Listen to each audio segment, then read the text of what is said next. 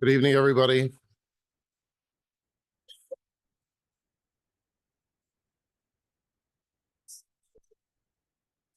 Good evening.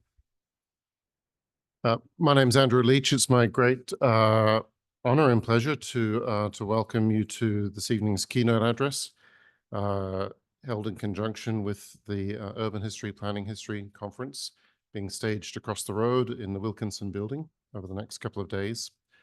Before going any further, I wish to acknowledge and pay my respects to the people of the to the Gadigal people of the Aotearoa Nation, to acknowledge elders past, present, and emerging, and to pay my respects to any Indigenous people amongst us. In making my introductory remarks, I'm going to be super quick and to hand very quickly over to our speaker, who it's indeed my pleasure to introduce. Simon Barber is Kaitahu and a lecturer in sociology at Otaku Whakaihu Waka. You have to excuse my pronunciation, it's a bit rusty. The University of Otago in the Old Money. He's a student of Indigenous thought and politics, Marxist and critical theory, Black studies, communism, and conjunctions thereof. He studied at Goldsmiths, University of London, earning his doctorate in its Centre for Research Architecture, including within it a postgraduate diploma in ahanga tikanga at Te Waipounamu in Otaki. Simon co-edited the book Through That Which Separates Us with Mary Davidson, published in 2021, exploring themes of deportation, incarceration, and colonialism. This evening, he will reflect on the matter of private property, one of the persistent themes through this year's program, speaking to the title, Papatūānuku and the Grammar of Private Property. Please join me in welcoming Simon Barber.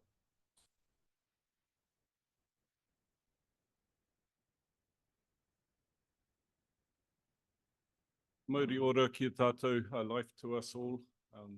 Begin as well by acknowledging this land, acknowledging the custodians, traditional custodians of this land, past, present, future, tēnā koe. I'd also like to thank the Henry Halloran Research Trust for sponsoring this event.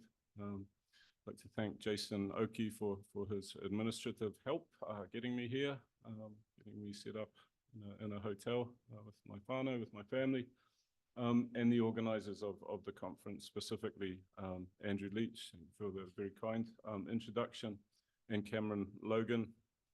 I was slightly suspicious when Andrew and Cameron emailed to invite me to this event, because there's a Simon Barber somewhere in the UK who's a very prolific and well-respected researcher. I know this because Academia Edu emails me most days to tell me that one of his texts has been referenced by someone else, he's written a new one or something. So I would like to thank them specifically for their originality in inviting me instead of the other guy. But no, it's really really cool to be here, get a chance to share some of my work. It's certainly quite a new experience for me to be a keynote presenter. So I'm going to talk through some of my attempts to kind of think this clash and entanglement between different worlds, the kind of settler world, the commodity world, with Te Ao Māori, the Māori world. I have here an image of a painting by Robin Kahukiwa, one of my favorite artists. Robin was born and raised in Sydney. There's a connection there. Left when she was about 19 and developed her artistic practice here. So this image is Papatūānuku, Earth Mother, also sometimes translated as Rock of Infinite Foundation. And it's this kind of encompassing sort of sense, the importance of Papatūānuku as the kind of living earth as a field of relationships. There will be kind of comparing and contrasting to private property. This is the image from the flyer for this event. It's not from Te Waipounamu, where my people are from. It's Taranaki, and it's quite a kind of impressive visual encapsulation of much of what I'm going to say. You get lost, don't understand what I'm talking about, you get bored, you can think of this image is really what I'm trying to get at. So when I talk of grammar, sort of taking this concept from Bernard Stiegler, French philosopher of technology mostly, but his notion of grammatization, we can think of as the kind of something continuous, a sort of flux or a flow being made into, or discretized, being made into discrete kind of entities. His examples might be the conversion of spoken language into a written kind of alphabetic language, the kind of description and formalization of the gestures of handcraft being converted into and automated into factory production, reproduced, sort of abstracted from their context. The other term that I've used, and perhaps is more kind of relevant with this image, is geometry. So attempting to kind of think through an indigenous historical materialism, something like a mode of life in an expansive sense. But that, as Reverend Māori Marsden says, how we live, we think, and how we think is a pretty good indication of how we live.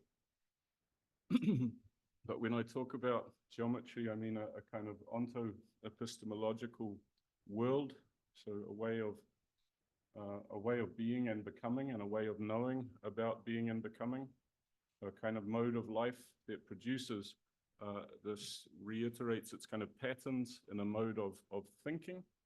And I don't mean a kind of integrated, closed totality, but a kind of nebulous coherence between thinking and life.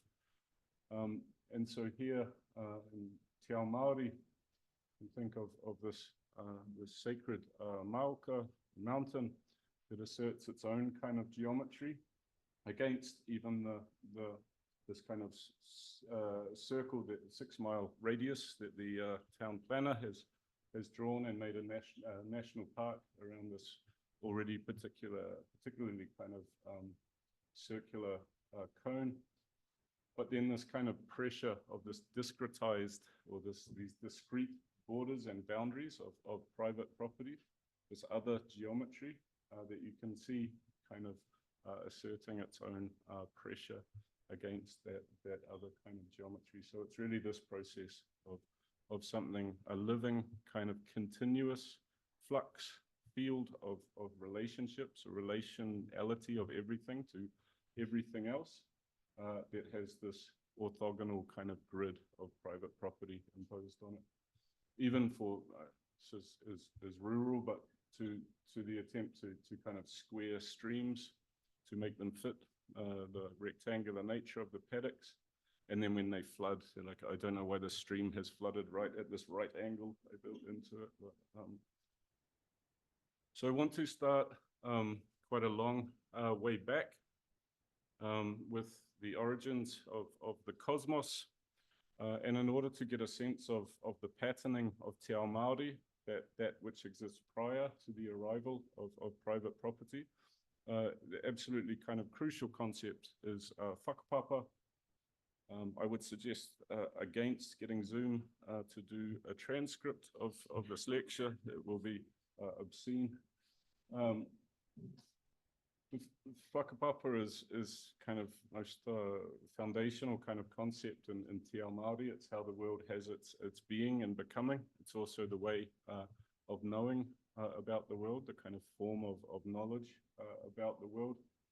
These are double spirals, or takarangi spirals, the takarangi spiral, and they represent the Earth Mother, Papatūānuku, and Sky Father, Rakinui or Ranginui, and they're kind of this original, it's the earlier kind of Māori version of the Big Bang, this kind of cosmological act of copulation that brings the world into existence, so that everything is related quite literally in a whānau family type relationship back to the primordial parents. So it's the kind of fabric of existence through which everything is interrelated and co-produced. And it's a pattern that reiterates or repeats throughout kind of Te Ao Māori. This flag is the Te Tino Rangatira flag, the Māori sovereignty flag. And again, interesting to kind of note its connections here. A number of Māori travelled to Redfern in Sydney to support Aboriginal opposition to the Commonwealth Games that was going to be held in Brisbane in 1982, I think. This is when they travelled there. And they were impressed with the kind of prevalence of the Aboriginal flag and its kind of way in which it was bringing people together in a new kind of unity and expressing that struggle. So they returned to Aotearoa, held a design competition, which you might remember from this morning's keynote or the earlier keynote. Didn't get the responses they want, and then got a number of artists to produce this. The reason that I want to show this flag is again, it encapsulates this kind of origins of the cosmos and relational kind of connection to the primordial parents. In the black is symbolizes Te Kore Kore, or Te Kore the void. Te Kore Kore is again the void, but it's kind of like a fullness or chaos, to an absolute fullness. This is the realm of non-being, but it's teeming with kind of potential. It's the seedbed of creation. It can be, again, metaphorized is perhaps the wrong word, or a metonym is the unfertilized womb. So this kind of potentiality. This is followed by Te Pō in the red, a kind of long night of becoming. This is a period moving from non-being into becoming. A number of beings gestate in this period, almost Rakinui and Papatūānuku, the primordial parents, who go on to have a bunch of children. Their children are frustrated at being trapped in their tight embrace. They conspire. There's a period of profound kind of debate, dialogue, disagreement, but ultimately they decide to separate their parents. Tāne Mahuta, this kind of earthly form, is often the kauri tree. He takes it, and is also a kind of atua of knowledge. He takes it under himself to stand on his shoulders and to force his parents apart with his feet. There's a kind of inversion here.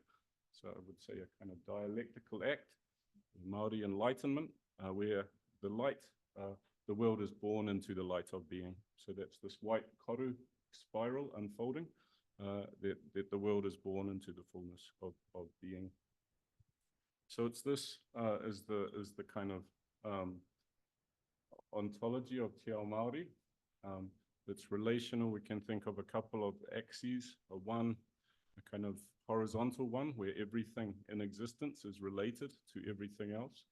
And then a vertical axis, which is the intergenerational layering over time between the past, the ancestors, the present, and the generations to come. So I wanted to provide this kind of framework so we can get more of a sense of what the comparable kind of notions of property. Property isn't a concept in Te Ao Māori, but there's another way of relating to the earth that's embedded in this notion, or as an expression of this notion of whakapapa. So in 1841, a number of Ngāi Tahu rangatira charged with making a map of Te Waipounamu, the South Island. And it's impressive for its spectacular kind of accuracy, given that some parts of the land are inaccessible. There's no kind of ability to have an aerial view. And this kind of accurate image of the land is compressed in a kind of kōrero, whakapapa, a story by which Rakinui's 4 of his sons decide to visit their mother, Papatūānuku. They travel by canoe to see her, but they have bad luck. Their canoe crashes, and it's this detailed description. So Te Waka or Aoraki. Aoraki is the largest mountain in the South Island. Aoraki is the oldest brother. So the shape of the land becomes the outline of the canoe and the 4 brothers in there. Tu Matueka, the god of human affairs, has a look at it, says it's not quite right, and fixes it through a detailed kind of description, slashes it into this current formation. So you end up with this detailed picture of the land.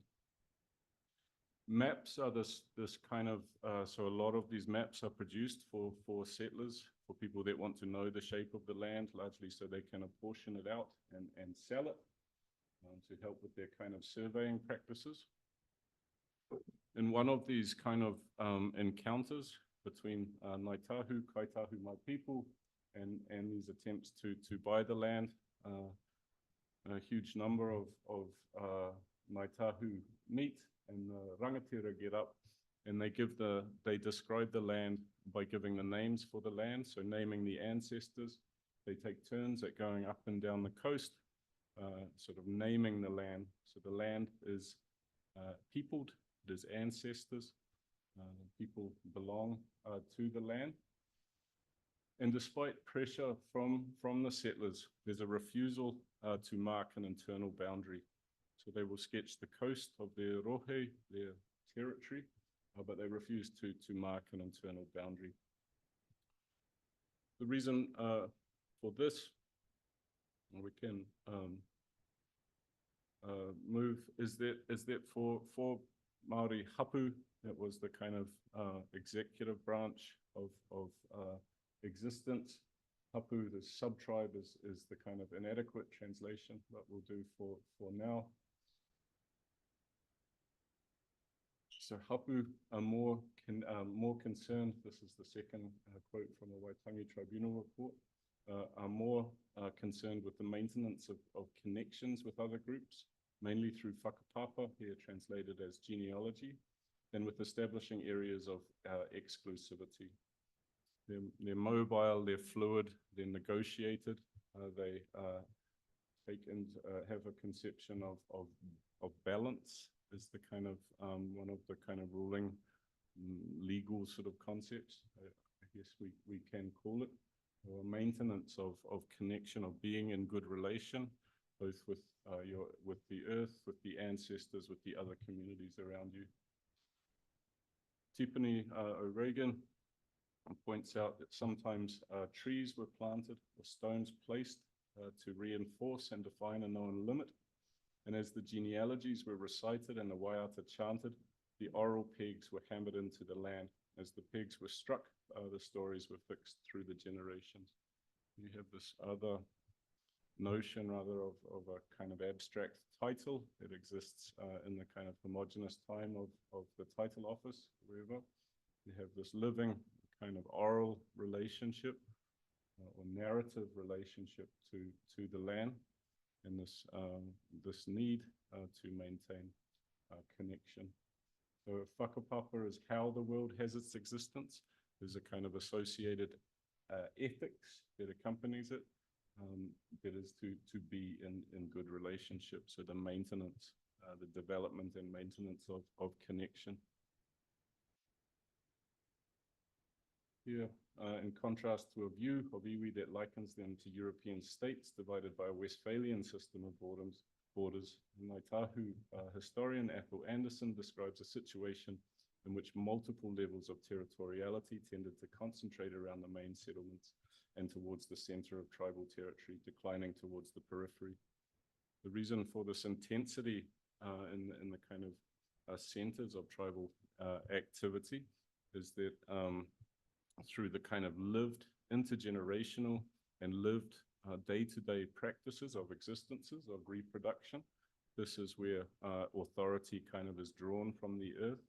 So authority grows out of the ground and is expressed through the kind of political community, but that is derived from kind of long-term inhabitation.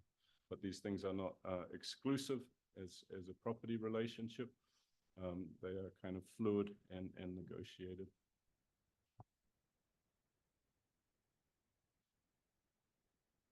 So I'm turning here now to that hopefully we have some kind of understanding of the system that exists prior.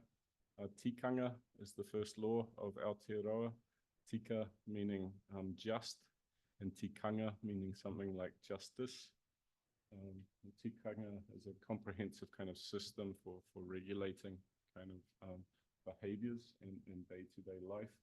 There's protocols for managing the interrelationship between different groups, for keeping people safe, for mediating kind of difference without flattening that difference, but to bring people into connection. But if I am meeting you, all your ancestors are with you, or your Aotearoa are with you, or mine are with me, there's a potentiality there. Often tikanga operates to mediate that situation so that it can proceed safely. In fact, my colleague at work, Anaru Ekatone, was saying because as Māori we're the youngest Indigenous people, relatively kind of recent compared to our older siblings in the Pacific, and certainly Aboriginal people here, that we're scared of everything. So we have to have all these protocols for our exchange with the world to make sure that we're all kept safe. But so there's a kind of detailed way of transacting with the material world of a kind of ethical exchange with the world and the people around us. But I'm here switching to the kind of moment of clash with the system of private property, and hopefully with an architectural image. This is a whare whare nui meeting house that was built by the assembled hapu of Tūhoi in Te Urawera at the request of Kōti Rikirangi Te Taruki. Is one of our a kind of very Whanonian moment of decolonial struggle in Aotearoa. He was a kind of master guerrilla kind of strategist and fighter. Ultimately, he will turn to the rejuvenation of the arts and culture, such as marae. But this one was built for him at his request in the middle of the struggle, the 1860s. I've forgotten the exact date. But he has a kind of flair for performance, Te Kōti, a brilliant leader, but he rides up to this whare that has been newly built for him on his white horse, and his horse rears up. And when he looks, he says there's been a mistake in the carving of the central pillar, and so that a ngārara, a kind of lizard, has been inverted and turned upside down, and it is devouring the whenua, the land. He says to the people, you will lose all of your land. This monster of colonization is going to eat all of your lands except for the meeting houses. And this particular meeting house now is so sacred it cannot be used. So it's been boarded up since then. Visited relatively recently, and it's still there, still shuttered. So I have to thank Chaz Doherty, artist Tūhoi, for introducing me to this whare and to this korero, this story about it. So what I want to kind of think about here is not to think against these kind of more direct moments of violence and colonization, of theft of the land, this kind of devouring of the land. But I want to think specifically because colonization, especially settler colonialism, that aims to insinuate an entire kind of way of life into a place.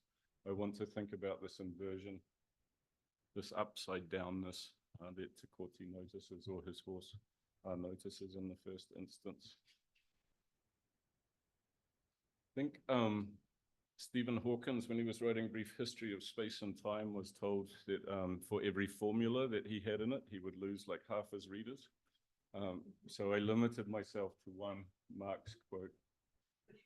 Instead of like E equals MC squared, I think Marx's one would be MC M dash, but I've gone for a different one because it better helps me get at this.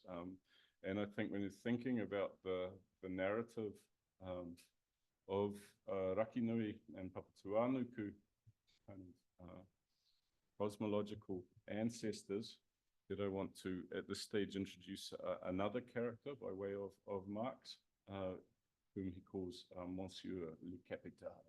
It's just fun to say. I can't speak French. He says capital profit, or better still, capital interest, land, ground rent, labor wages. This economic trinity as the connection between the components of value and wealth in general and its sources completes the mystification of the capitalist mode of production. The reification of social relations and the immediate coalescence of the material relations of production with their historical and social specificity. It's matter if we can't understand this fully, because the important bit really is here. The bewitched, distorted and upside down world haunted by Monsieur le Capital and Madame la Terre, who are at the same time social characters and mere things. Those bewitched, distorted, upside down world haunted by these social characters and mere things. So where I'm thinking here is that Monsieur le Capital, Mr. Capital, inserts himself between Raki and Papa and forces a nuptial with the earth, as capitalism is absolutely reliant on the earth as a kind of source of raw materials of cheap nature, as it's been called, a kind of sink for waste, land, as well as this kind of source of wealth here in terms of rents. And Papatūānuku, in this role here as Madame la Terre, has her life, our life really. We are of the earth. We belong to the earth. For Māori, can also be thought of as the conscious awareness of Papatūānuku. So the theft of people, the theft of land from people is also, in a sense, the theft of people from the land, of this kind of extinguishing of Papatūānuku's conscious awareness through this breaking of the umbilical relationship of people to the land as the source of life and reproduction. So this field of life and relationships, life force is converted into this bewitched form of exchange value, of land rendered into a commodity for exchange, so that the kind of ghost of Papatūānuku is forced to kind of socialize in this form as exchange value. And for Marx, this is the inversion of the commodity fetishism, that our social relationships, we misunderstand them as relationships between a socialization of commodities and the prices at which they can be exchanged for. So this is the the exchange abstraction, which removes all the sensuous kind of qualities of the earth and makes it this purely numerical kind of relationship. So this is the way in which the commodification of the earth is also to freeze this living relationship of things to each other. So this kind of, for Marx, I mean, he says a table as a use value stands on its kind of legs, and an ordinary thing as an exchange value, what it can be exchanged as. It stands on its head, and stands upside down, and out of its head it grows these kind of grotesque wooden ideas or something quite colorful like this. But it's really this arrival, this conversion of whenua for Māori. Sorry, for Māori, whenua is a word that means both land in this kind of living sense, but also placenta, and tangata whenua, a name for ourselves, meaning people of the land, so people born from the land and belonging to the land, living as the land. This image, which I forgot to mention, I seem to have predilection for 80s Māori art. It seems specifically 1983 somehow.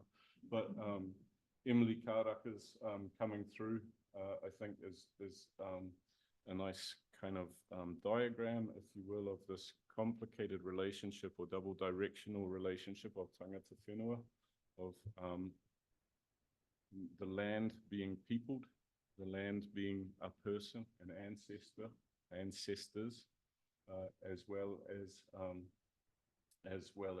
people being land, and that we are born from the land that provides our sustenance and our existence. So this is a diagram of a different kind of conception of the human, one that isn't a subject set against the world as object that you can then go on and dominate, but this kind of dynamic relationship of a cycle between the earth and the person.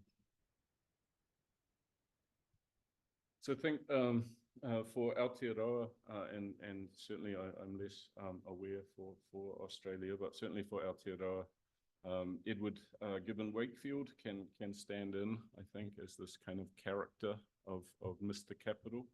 He's the absentee kind of founding father of Aotearoa, New Zealand, or absentee founding father of New Zealand, Aotearoa being the place that exists before and beyond that.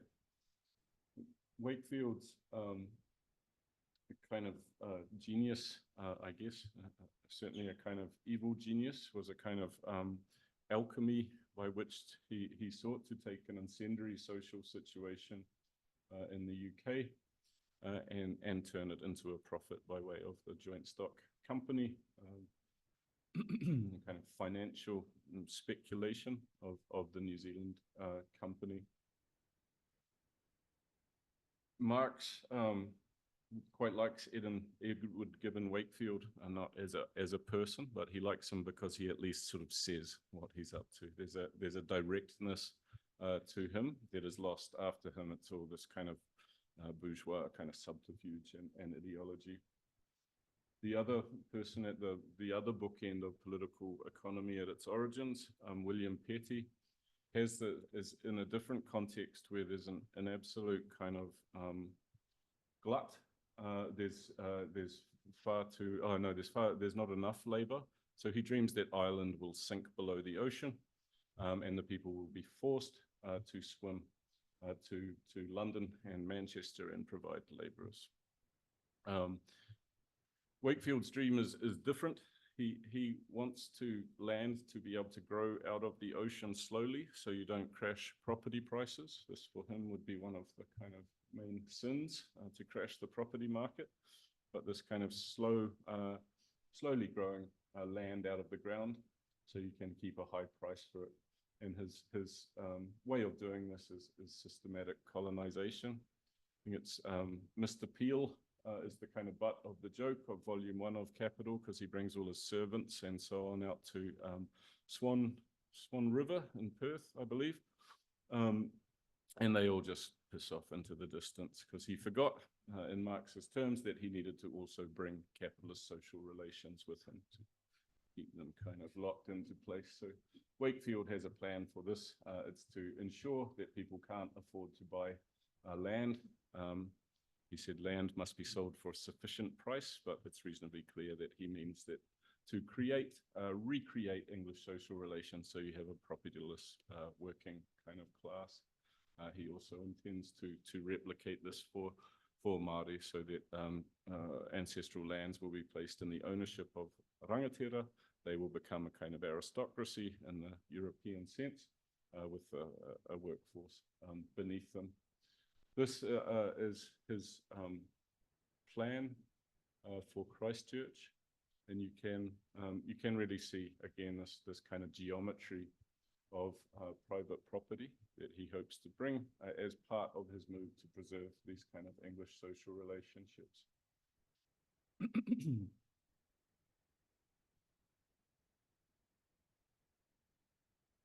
So I'm aware, now been talking for some time and have this incredibly punishing kind of quotation from brilliant Brenna Banda. This is an article that has subsequently been turned into a book called The Colonial Lives of Property, which is fantastic.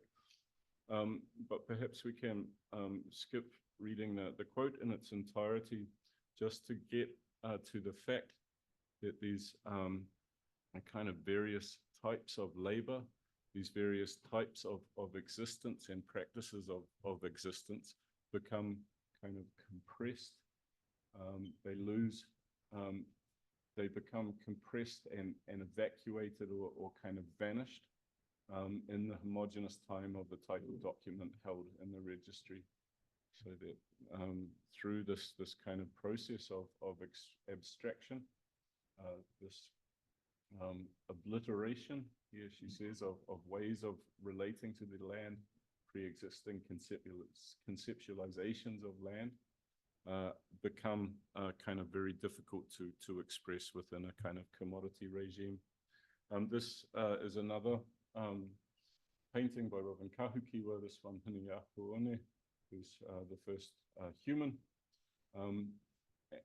And the symbolism is perhaps different for Robin Kahukiwa, but I think it's useful here to note the kind of real material practices, reproductive practices of existence, versus this kind of abstract universality here, a kind of abstract male universality that imposes itself onto this world. So Moana Jackson has referred to this as a moment of metaphysical colonization, where the primordial parents, Raki and Papa, with the arrival of settlers, there's a process of the ethnographers that keep, because on their kind of schema of human development, monotheism is more developed. So they're just trying to keep asking Māori if they're monotheistic. Eventually someone relents and says, yeah, sure. So instead of this kind of quite understandable origin of the cosmos and reproduction, you have a new male atua enforced at the top of the hierarchy, who's a kind of soul mover, a kind of male progenitor who brings the world into existence. So you have production enforcing itself over a narrative of reproduction. I think to return to my abstract in Kafka's short story in the Penal Colony, he talks about a contraption, and the convicted person has to be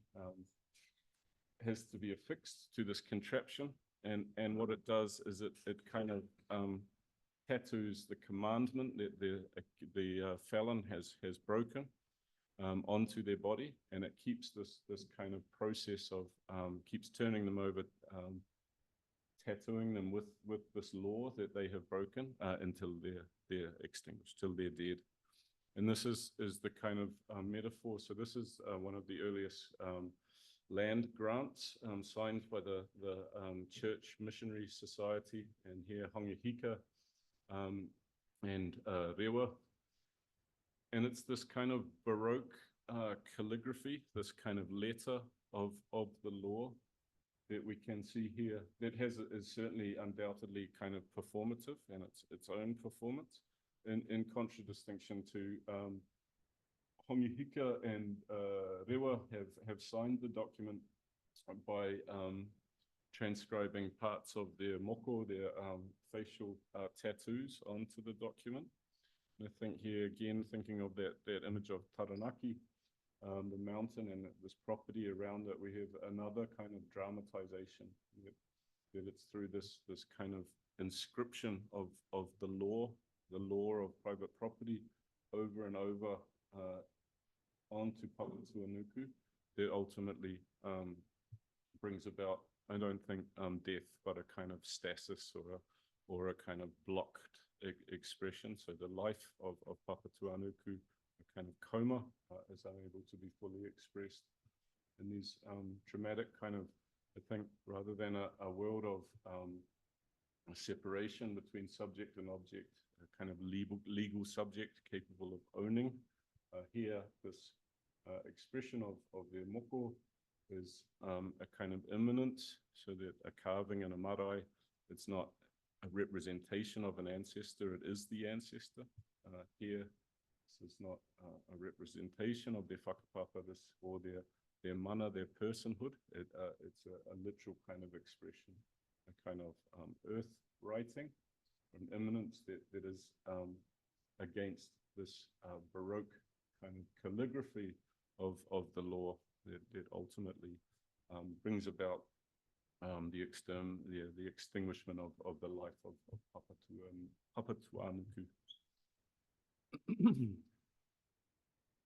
So this, just to leave something slightly kind of more refreshing to look at, is one of the most beautiful buildings I have been in.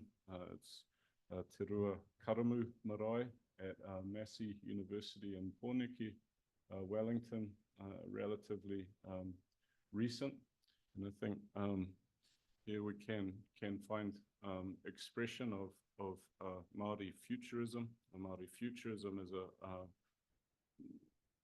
is complicated by the complicated notion of time that we have, that past, present, and future kind of coexist, co-imbricate, co-produce each other. So that this is an expression both of the ancestors and the generations to come. And for Hannah Burgess and Te Kahu Ratai painting, they talk about that for a Māori futurism, for Māori futurism, decolonization is this return to being in good relationship. And I think there's a kind of way, there's an expression of this possibility, this potentiality in this building. That means, I mean, one of the, if you can say there's something good about colonization, it's that it hasn't ended, that there is still time for us to intervene, that it's not something past in the past that we no longer can intervene in. It's something that we can still bring to a close, that this formation to work against private property, to return to more collective forms of inhabitation, more different forms of relating to each other and the earth, is a kind of real possibility contained, I think, and expressed quite beautifully in a building such as this. We'll stop there.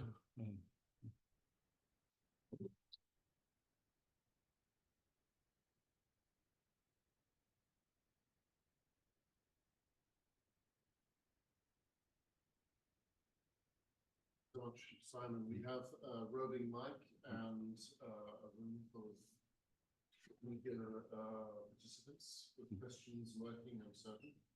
I have one to get us started at the very least. You can hear me okay with the back? Whose idea in the interaction between the Church Missionary Society and Hongi. I mean, I know the answer to this, but I'm curious to know the process.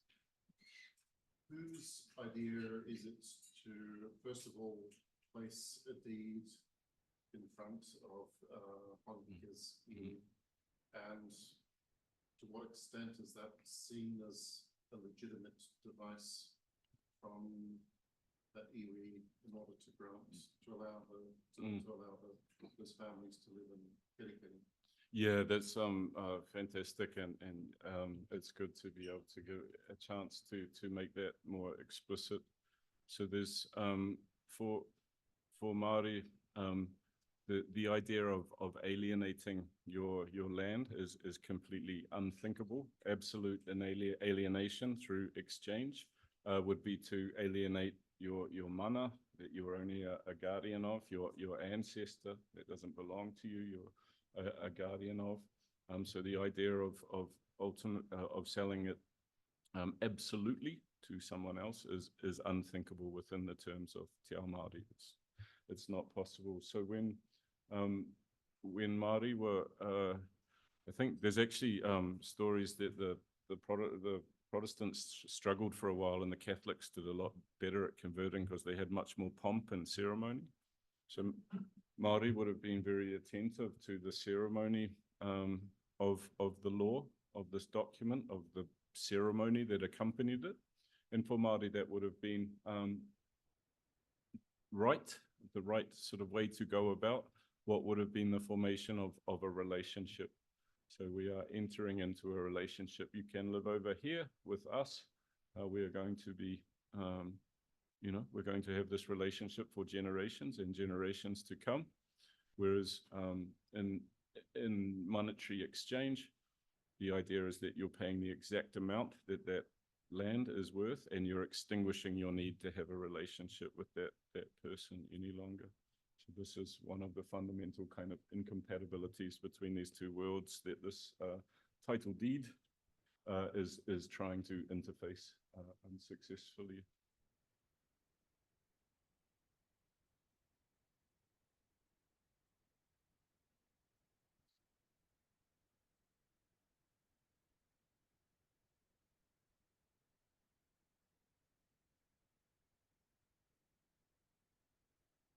I was just interested in the connection map you showed of like 1841 with the ancestors and so on along the coastal line and so on, and then that connection about not alienating land is alien as an idea.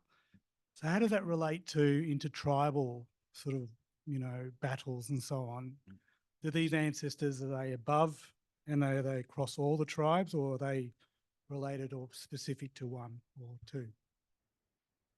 So one of the things about tikanga, you'd be tempted to describe as it's sort of rightness, but you could also sort of say right of way, kind of, because the thing about tikanga is it's the home people whose kind of tikanga holds sway, and so there's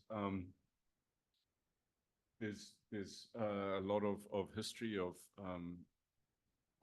fighting, of conquest, but not in the European sense of absolute kind of destruction. It's much more likely to preserve, to be intermarriage and preserve, and then a kind of joining of different kind of strands of whakapapa. There's also a kind of complicated legal sort of process for avoiding fighting in this way. Where a younger kind of chief has turned up at his in his uncle's kind of area, and there have historically been these kind of giant food fights where they keep putting on giant feasts for the people until someone wins, and then often whoever has lost will relocate to another part of that rohe. As well as other ways of finding kind of balance, but certainly fighting and incorporation. So there's lots of there's a dynamism to it. So these things are, because they're kind of overlapping and fluid and not kind of fixed in place. There's changes, hapus emerge, new ones emerge, some stop being in existence and stuff, but it's yeah, a kind of, they say, like constantly kind of fluid and negotiated kind of relationship to place. Is that sort of what you're getting at?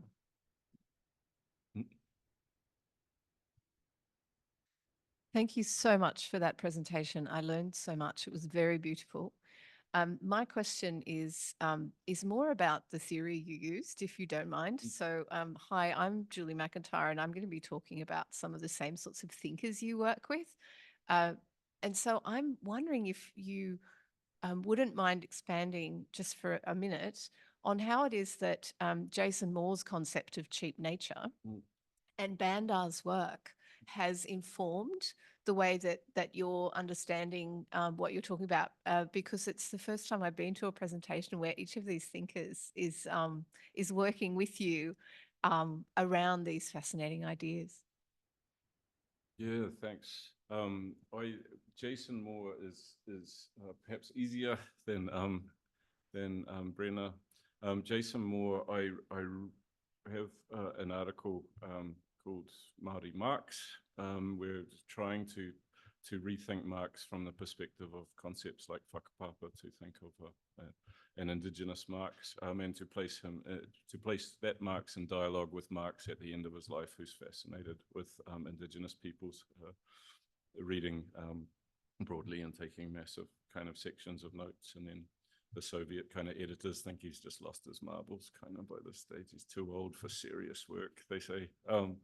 So Jason Moore, I think, rather than any deep engagement at the time, I found cheap labor and cheap nature to be just a really useful kind of language that was quite easy to get your head around. I was thinking about the kind of proletarianization of Papatūānuku, so the forcing more from the earth than it can give in this cycle. So then you have to increase fertilizers and so on. And in the same way that this is also the degradation of people, especially reproductive labor that's not remunerated. So this kind of cheap labor, that these things are combined or the same. But in more general terms, I probably have come to side with the more metabolic rift, the John Bellamy Foster side of things. That there's some excesses of some of the. So I'm trying to do something similar, I guess, to Jason Moore to expand some of Marx's concepts, but I think there's maybe he throws the baby out with the bathwater on the way a little bit. Brenner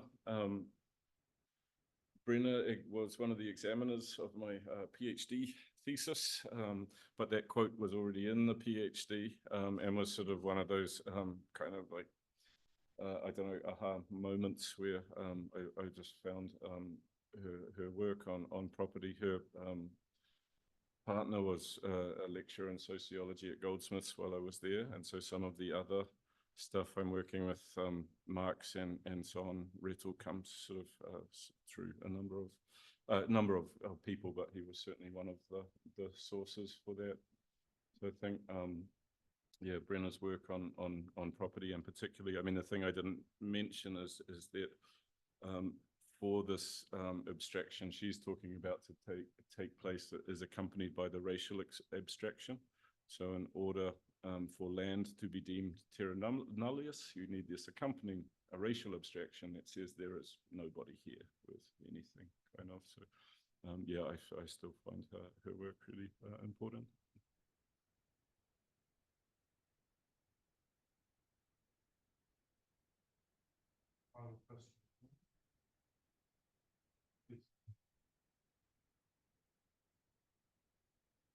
Kia ora. That was amazing. Thank you. I'm Māori whāngai, and my birth mother is Tūhoi, and I was whāngai to Tūwharetō, so I was raised very much thinking about those connections between iwi and the responsibility of that. But I grew up here in Sydney, and I'm at Koori Radio, so we've got a show called Tangata Whenua on Koori Radio, and for myself, find it hard to, I find it really interesting you talked about tikanga and how Māori are like the child. Mm. And if that's the case, mob are ancient Yeah. and right next door. And your description of tikanga is like rules because we need rules because we're so young. It sort of brings to mind, I heard you talk about Māori marks, and I was wondering about all the contradictions that this is embodying, sort of like revolution, as well as rules and sort of property ownership, and then homeless mob and Māori that no longer own places. And so I go to places like Pukawa, which is my mum's marae on Lake Taupo, surrounded by holiday homes, really rich people, white people mostly. And they come to the marae and it's like a museum for them to look at, but it's sacred to us. And a lot of my whānau are buried there. And I'm trying to embody all the contradictions that you've presented. Like, it's almost like an imaginary, because I don't live in New Zealand, but so much love and respect, and I draw so much of my identity from it, but I'm Aussie. And I'm not sure even now how to embody all the contradictions between like a revolutionary Marxism and ownership and rules and homeless mob. I'm not sure what I'm asking, except how do you, it seems you seem quite comfortable, but there's just so many contradictions. And then maybe do we just sit with contradiction? Like, is that just the way I have to think of a Māori Marx? And I think you wrote a proletarian papa, which is a really interesting idea, but they seem opposing, like this radical revolutionary idea with really clear rules about where we sit in the world, and then we end up with homeless Aboriginal people and Māori that no longer own land. And I suppose I'm asking, can you help me negotiate all those contradictory energies, the paradoxes? It's a terrible question, I apologize. No, I think any appearance of a kind of settled and comfortable thing is an appearance. I think there's contradictions. I mean, I'm an academic Marxist, you know, there's contradictions. The thing,